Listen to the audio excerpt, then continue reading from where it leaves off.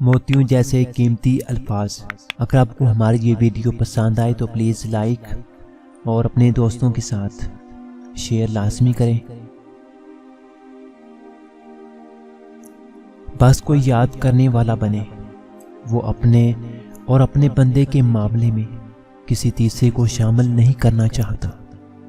وہ چاہتا ہے میرا بندہ جب مجھ سے مخاطب ہو تو دوسروں کی جرم نہ دکھے، اس لیے اسے تنہائی کی عبادت اور رات کے پچھلے پہرے کی بندگی سب سے زیادہ پسند ہے کہ جب اس کا بندہ اپنی کمزوریوں اور کوتاہیوں کا اعلان کرنے میں فخر محسوس کرتا ہے، وہ ان پر پردہ ڈالتا ہے۔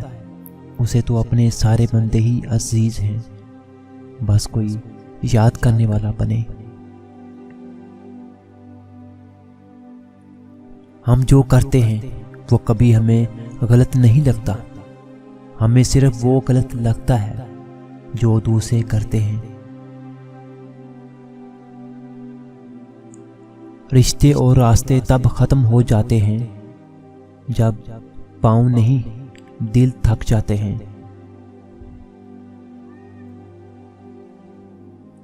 وہ ہاتھ بہت انمول ہوتے ہیں جو آپ کو اس وقت سنبھال لیں جب آپ ٹوٹ کر بکھر رہے ہوں۔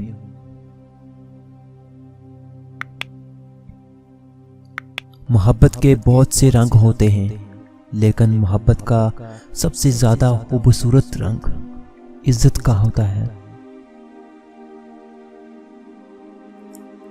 کیا آپ نے کبھی سوچا ہے کہ رب کے سامنے صرف اعمال کا ہی سوال نہیں ہوگا، کہیں کہیں لکھی گئی ہر بات کا جواب دینا ہوگا۔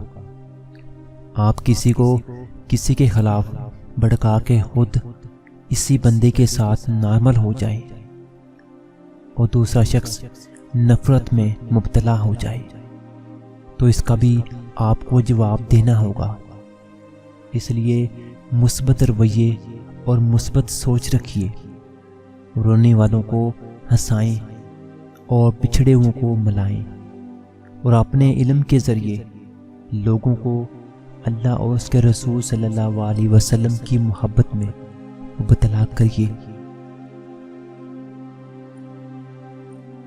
دکھ چلے جانے کا نہیں ہے، دکھ چلے جانے کا نہیں ہے، نہ ہی موت کا خوف ہے۔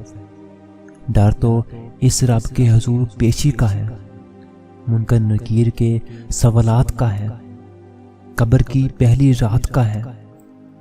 ہماری روح کے لیے اس روز اگر آسمان کے دروازے بند کر دیے گئے تو کیا کریں گے؟ سوچ کر ہی دل بند ہو جاتا ہے۔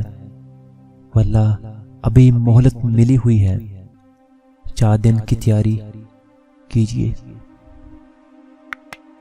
جس دن یہ سمجھ جائیں گے کہ سامنے والا غلط نہیں، صرف اس کی سوچ ہم سے الگ ہے، اس دن زندگی سے بہت سے دکھ ختم ہو جائیں گے۔